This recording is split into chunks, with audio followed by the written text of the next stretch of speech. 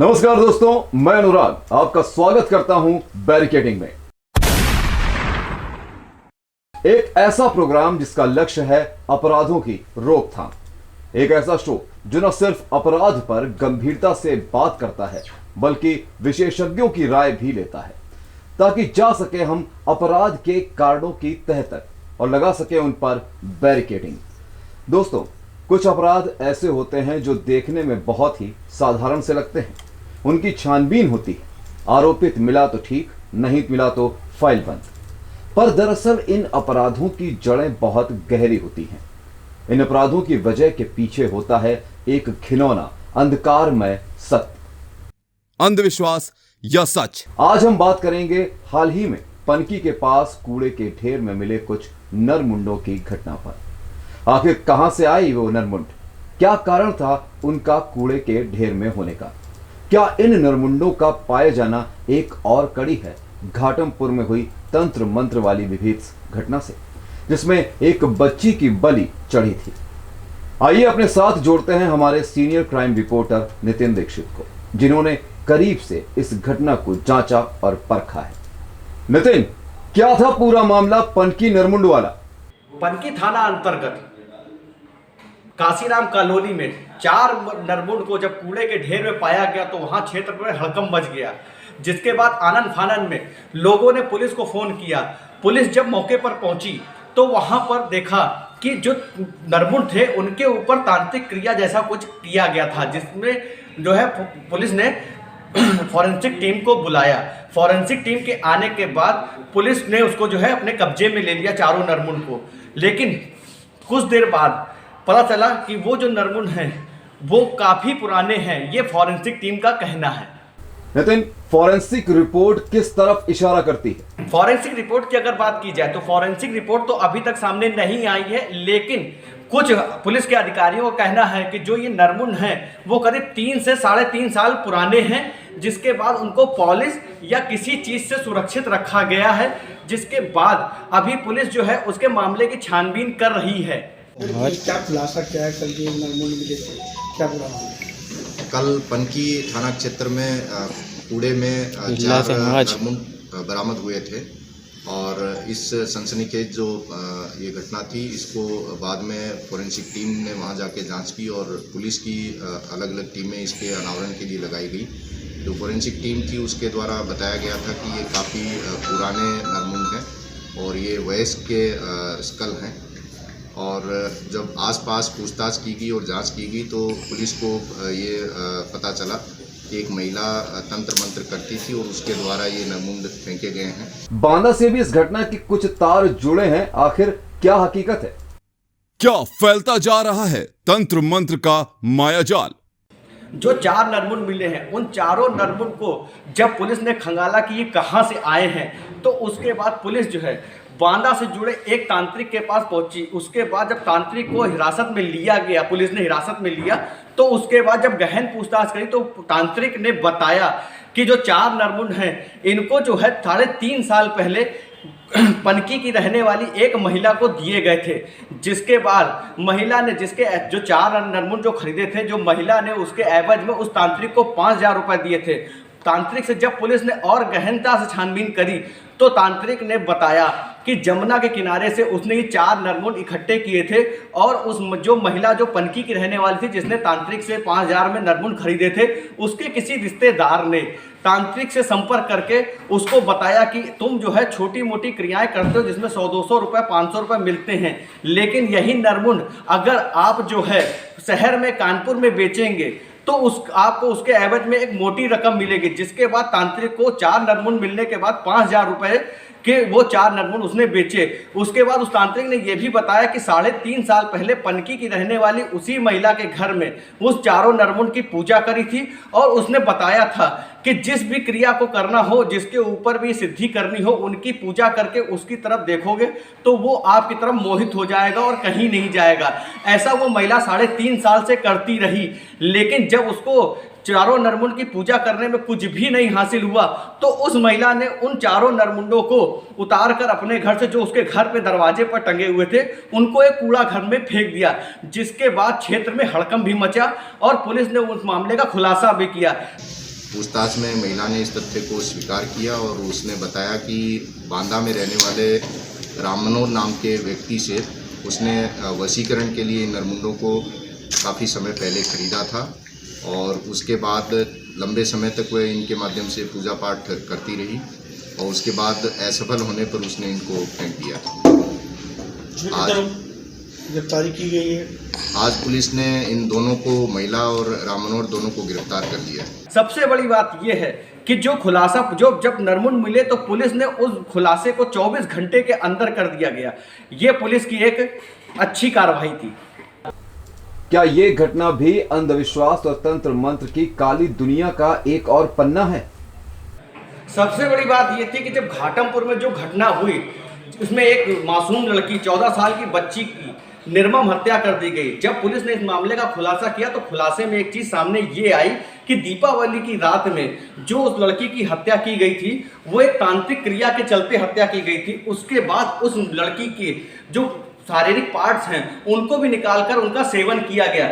सबसे बड़ी बात चौंका देने वाली सामने तब आई कि जब किसी भी लड़की के या किसी भी महिला के बच्चे नहीं हो रहे हैं तो उस मामले में ये सामने आया कि अगर किसी छोटी बच्ची का शरीर का कोई पार्ट निकाल के खाया जाए तो बच्चे हो सकते हैं। आपको एक चीज़ और बताएंगे कि ये कोई तांत्रिक क्रिया या किसी ऐसा कोई मामला नहीं था कि जिसमें ना हो। सबसे बड़ी बात सामने ये आई, पुलिस ने जब ये बताया कि बस स्टैंड, रेलवे स्टेशन, अन्य जगहों पर जो ये तांत्रिक क्रियाओं की जो किताबें मिलती हैं, लोगों को उनसे ही ये सीख मिलती है और इस तरह की घटना होती है। जब आज एसएसपी कानपुर प्रतेंद्र सिंह से बात की गई इस मामले में तो उन्होंने बताया कि कानपुर के करीब 30 तांत्रिकों के ऊपर नज़र रखी जा रही है। और सबसे बड़ी बात यह है, उन्होंने एक चीज़ और भी बताई कि जो तांत्रिक क्रिया हो रही है वो छोटे कस्बों में जहां पर कम पढ़े लिखे लोग रहते हैं। इसलिए उन्होंने पुलिस को भी सचेत किया और आगाह किया इस बात को लेकर कि सबसे ज़्यादा जो नज़र रखनी है इन घटनाओं से बचने की और लोगों को सुरक्षित रखने की, वो जगह ऐसी हैं जैसे गांव या कस्बे या छोटे जो ज़िले हैं उनके लिए है। तो वहीं पर ही जो है ये घटनाएं पनपती हैं।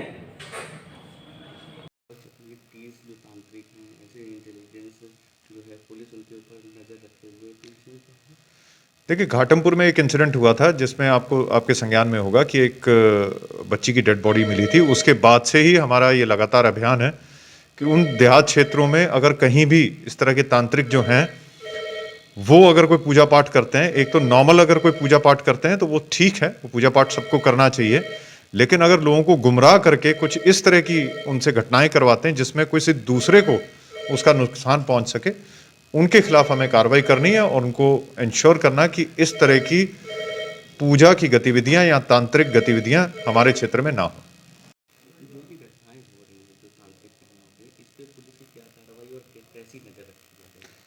देखिए, 2 इंसिडेंट्स इस तरह के हुए हैं जिनको इस अंधविश्वास और सुपरस्टिशन की भी बात कही जा सकती है, लेकिन एक जो इंसिडेंट जो पनकी वाला था उसमें यहाँ मौके पे कोई इंसिडेंट नहीं था, लेकिन जब उसको बैक ट्रैक किया गया तो पता चला कि उसमें एक महिला ने वो जो स्कल थे, ह्यूमन स्कल थे, उनको यूज़ करके कुछ पूजा वगैरह, तंत्र वगैरह करने का प्रयास किया। जिसने वो प्रोवाइड करवाए थे उसको भी गिरफ्तार किया गया, उस महिला को भी गिरफ्तार किया गया।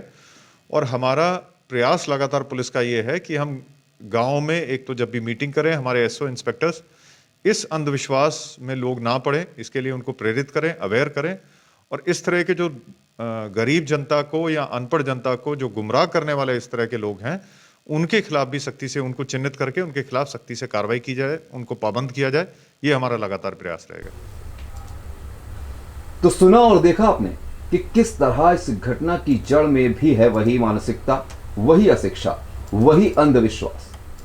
आइए सुनते हैं कि मनोचिकित्सक का क्या नजरिया है इस पूरे मुद्दे पर। आखिर क्यों पनपती है ऐसी आपराधिक मानसिकता और कैसे लग सकता है इसकी पुनरावृत्ति पर बैरिकेडिंग। कब आएगी जागरूकता, कौन लाएगा जागरूकता? देखिए, ऐसा है कि अगर हम आजकल पिछले कुछ महीनों को देखें तो अंधविश्वास की कुछ बहुत सारी घटनाएं लगातार देखने में आ रही हैं। बहुत सारे ऐसे लोगों के फ़ोन आते रहते हैं जो ये बताते हैं कि हमारे घर में भी इस तरीके के लोग हैं जो ब्लाइंडली चीज़ों को ट्रस्ट करते हैं, तो कैसे हम उनको इस चीज़ से बाहर निकालने का प्रयास करें। कई बार कई लोगों से बात भी कर पाई लोगों ने, लेकिन देखा जाए तो चूँकि कुछ महीनों में कुछ घटनाएं बढ़ी हैं, तो इसलिए लोगों के दिमाग में एक क्यूरियोसिटी पार्ट ये पड़ा है कि भाई अंधविश्वास जो है वो आजकल के पढ़े लिखे समय में इस कदर कि कहीं पर कंकाल मिल रहे हैं, तो कहीं बच्चों की बलि दी जा रही है, तो कहीं पर देखा जाए तो कोई भी किसी भी चीज़ को अचीव करने के लिए ब्लाइंडली चीज़ों पर ट्रस्ट कर रहा है। बट देखा जाए तो इसकी जड़ें कोई आज की तो है नहीं। समय समय पर क्लिनिक में ही बहुत सारे ऐसे पेशेंट्स की विज़िट होती है जो इस तरीके के लक्षणों के साथ आते हैं जो देखने में असामान्य प्रतीत होते हैं, लेकिन इन अ वे जब हम उसकी डेप्थ में जाते हैं तो वो कहीं ना कहीं उनके मन के भ्रम और कोई ना कोई बीमारी ही उसकी डेप्थ में होती है। लेकिन अब सवाल ये उठता है कि हम कैसे इस चीज़ को विश्वास दिलाएं। तो बीइंग अ साइकोलॉजिस्ट मेरा इस पर एक ही आप लोगों से मैं एक अनुभव को अपने आपसे साझा कर रही हूँ कि अगर आप ये देखते हैं कि आपके आसपास कोई ऐसे व्यक्ति हैं या आपके घर पर कोई ऐसा है जो लगातार किसी पर्टिकुलर अंधविश्वास को फॉलो कर रहा है, जैसे कि अक्सर बड़े बूढ़ों को कहते सुना जाता है हल्के फुल्के अंधविश्वास की, बिल्ली ने रास्ता काट दिया तो मत जाओ उधर, या आज ये पर्टिकुलर डे है आज इस यात्रा को ना करें। तो अंधविश्वास ऐसा नहीं है कि सिर्फ भारत में ही है, सारे देश में दुनिया भर में अंधविश्वास तरह तरह से लोग फॉलो करते हैं। लेकिन सबसे ज़्यादा बड़ा एक प्रश्न है कि इसे अगर दूर करना है तो सबसे पहले हमें अपनी सोच को सकारात्मक करना पड़ेगा।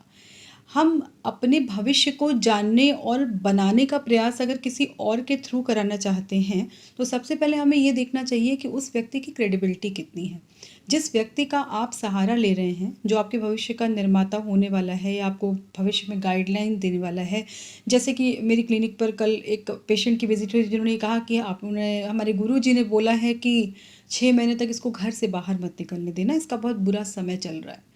तो देखा जाए तो 6 महीने तक बिना घर से निकले तो संभव नहीं है।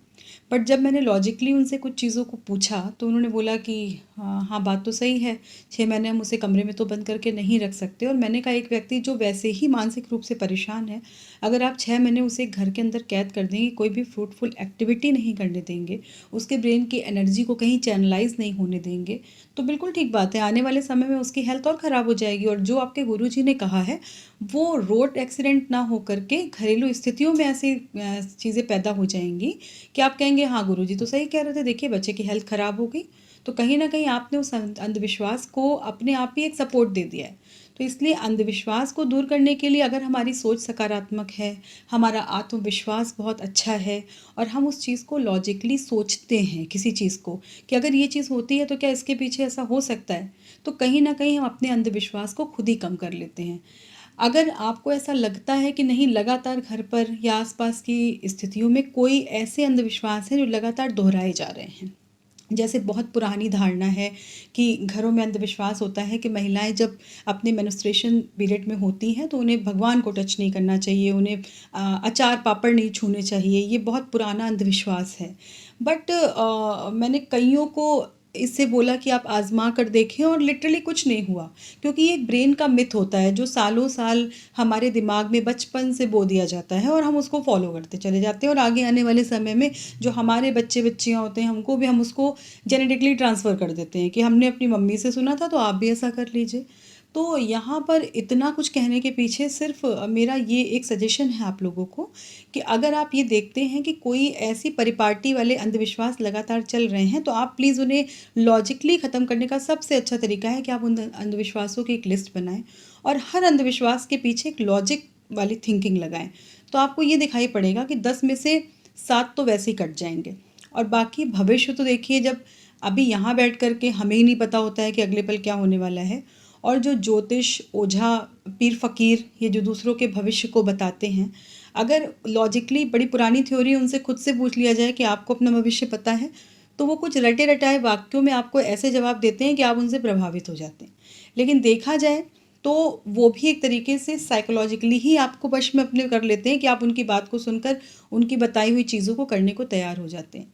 बट अगर आप उनसे चीज़ों की गारंटी मांगना शुरू कर दें, अगर आप उनसे ये कहें आजमा कर देखिएगा, अगर आपसे कोई अंधविश्वास के नाम पर किसी भी प्रकार की कोई वसूली करता है, अगर आप सिर्फ उससे इतना कहें कि ठीक है यहाँ अगर पैसे की बात है या किसी चीज़ सामान को देने की बात है, गारंटी मांगते ही उस व्यक्ति की भाषा का बदलाव आपको ये बता देगा कि उसको अपने दिए हुए स्टेटमेंट पर कितना भरोसा है।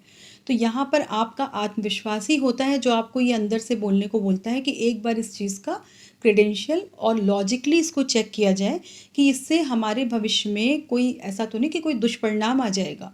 और क्योंकि देखिए बिल्कुल ठीक बात है कि एक किसी भी चीज़ को आप लगातार करते रहेंगे तो जो प्राकृतिक चेंजेस आपकी लाइफ में आते हैं वो कहीं ना कहीं उसका क्रेडिट ये बाबा पीर फकीर ले जाते हैं, ये कह के कि देखा हमने आपको ये बताया था तो इस वजह से ऐसा हुआ। जैसे एक बहुत छोटा सा एग्जांपल दे रही हूँ, अक्सर क्लिनिक में बहुत सारे बच्चे आते हैं जिनका लैंग्वेज डेवलपमेंट प्रॉब्लम्स आती हैं। तो वो पेरेंट्स ऐसा बोलते हैं कि मैम देखिए जब से आपके पास में आया तो देखिए 6 महीने में इम्प्रूवमेंट आया। तो वहाँ पर मेरा ये कहना होता है कि देखिए मैंने प्रयास किया था, बाकी प्राकृतिक तरीके से जो चेंजेस हमारे जीवन में आते हैं उनको तो कोई रोक ही नहीं सकता है। अब उसको गाइडेड और कंट्रोल्ड जो व्यक्ति कर रहा होता है क्रेडिट उसको मिलता है। तो इसलिए आप लोगों को एक मेरा सजेशन है कि किसी भी अंधविश्वास को फॉलो करने के पहले एक बार ये सोचें कि ये कोई साबुन और शैम्पू नहीं है कि आपने ऐड देख करके आजमा लिया और उसका कोई साइड इफ़ेक्ट हो सकता है हो भी जाए, हो सकता है नहीं हुआ तो आपने अगली बार किसी और सिनेमा में कुछ और देखा, वो भी एक अंधविश्वास ही है और उसको भी फॉलो कर लिया। तो ये वो अंधविश्वास साइंटिफिक अंधविश्वास कहलाता है और टेम्परेरी होता है, जिसके बहुत लॉन्ग टर्म शायद नुकसान नहीं हो सकते अगर वो दवाओं का यूज़ नहीं है तो, अगर सिर्फ कॉस्मेटिक और अदर चीज़ हैं। तभी आप देखिए टीवी पर बहुत सारे लोग सक्रिय हो गए हैं, वो हनुमान यंत्र कोई बेच रहा है, कोई शिव जी का, कभी उनके प्राइस पर जाइए तो आप तो बिल्कुल ठीक बात है, अगर एक समय में 10 लोगों ने भी खरीद लिया तो उनका फ़ायदा हो जाता है। और उससे एक बार रिव्यू लीजिए, जो लोग उसमें बोल रहे होते हैं वो तो मोस्टली उन्हीं के ही बनाए हुए लोग होते हैं। तो इसलिए देखा जाए तो हम सब उसका एक पार्ट बन के अंधविश्वास को लगातार बढ़ाते ही तो चले जा रहे हैं।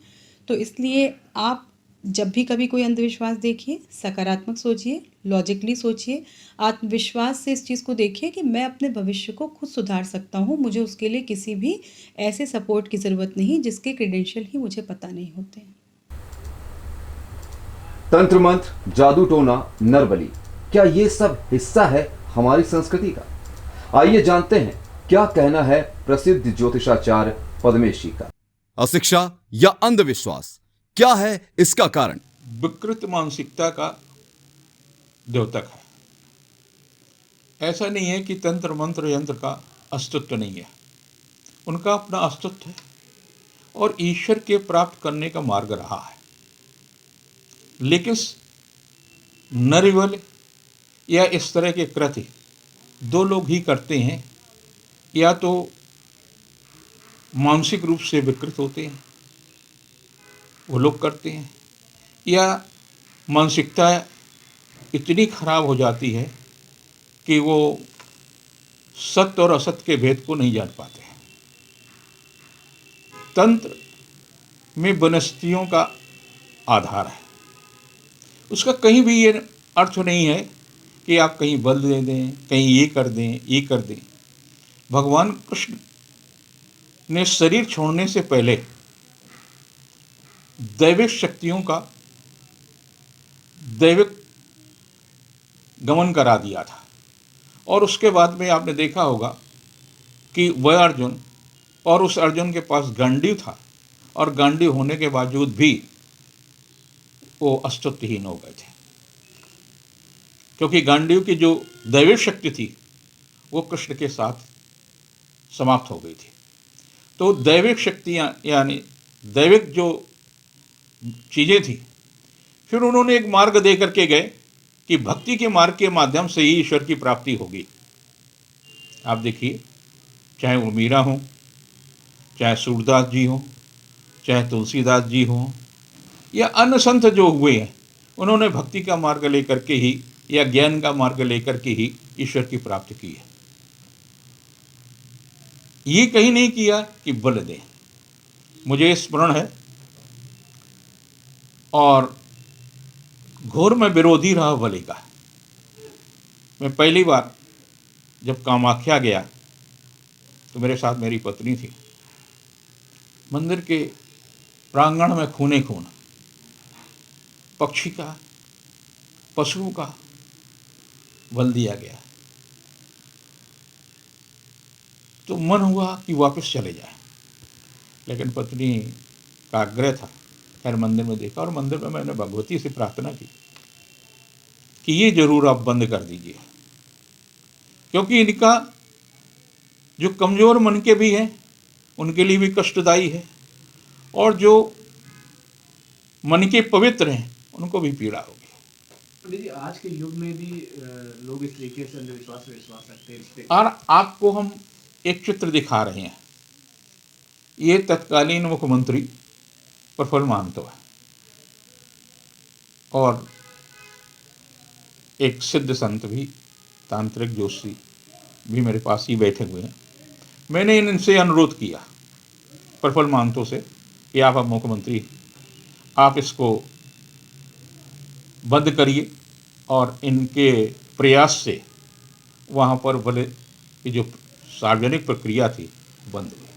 तो महाराज जी, आज के युग में भी लोग इस तरीके से अभी भी अंधविश्वास में विश्वास रखते हैं, इस पे आप मानसिक रूप से विकृत व्यक्ति इस तरह के कृत्य करते हैं। अंधविश्वास से आपको दूर होना चाहिए। इनसे किसी प्रकार का समाज का कोई कल्याण नहीं हो सकता। कई लोग अपने निजी स्वार्थ के लिए, किसी को वशीकरण करने के लिए, किसी को नुकसान पहुंचाने के लिए इस तरह के जो प्रयोग करते हैं वो निरर्थक हैं, उनका कोई अस्तित्व नहीं है, उनसे कोई लाभ नहीं, क्षण नुकसान के। आर्थिक रूप से भी आप कमज़ोर होंगे अगर इस तरह के प्रयोग करते हैं, और मानसिक रूप से तो टूट ही जाएंगे। इनसे 1% भी, मैं 75 वर्ष का हो गया हूँ, पूरे देश और पूरी आधी से ज़्यादा दुनिया का भ्रमण करता रहता हूँ, ज्योतिष सम्मेलनों का अध्यक्षता उद्घाटन करता रहता हूँ। एक भी ऐसा व्यक्ति नहीं है जो प्रकृति के नियमों के विरुद्ध खड़ा कर सके। आप स्वार्थ में हैं, आप शिक्षित नहीं हैं, अशिक्षित हैं, मानसिक रूप से कमज़ोर हैं, ऐसे व्यक्ति इस तरह की घृणित कार्य करते हैं जो निंदनीय है, और समाज में इनके जो दुष्परिणाम हैं उनसे लोगों को बचना चाहिए, दूर होना चाहिए, कि इस प्रकार के उन लोगों के पास भी नहीं जाना चाहिए जो इस तरह के बढ़ावा देते हैं, और अपने आप को बचाव करें, अपने परिवार का बचाव करें। एकदम निंदनीय है, और ये केवल और केवल अंधविश्वास है। इनका कहीं से भी तंत्र मंत्र से कोई संबंध नहीं है। तंत्र मंत्र, काला जादू, बलि जैसे ढोंगों से भोली भाली जनता को उलझाने वाले, अपने स्वार्थ के लिए उनकी जान से खिलवाड़ करने वाले अब हो जाएं होशियार। अब आप पर रहेंगी पुलिस की सतर्क निगाहें। तो दोस्तों, ये कुछ अहम बातें जो जुड़ी हैं पनकी निर्मुंड कांड से। सभी विशेषज्ञों की सलाह और नजरिए को जानने के बाद जरूरत है कि हम आप भी इस प्रकार की घटनाओं की रोकथाम में समाज की मदद करें। तंत्र मंत्र, काला जादू जैसी बेबुनियाद बातों को पनपने ना दें, क्योंकि जब बदलेगी मानसिकता तभी लगेगी अपराधों पर बैरिकेडिंग। नमस्कार।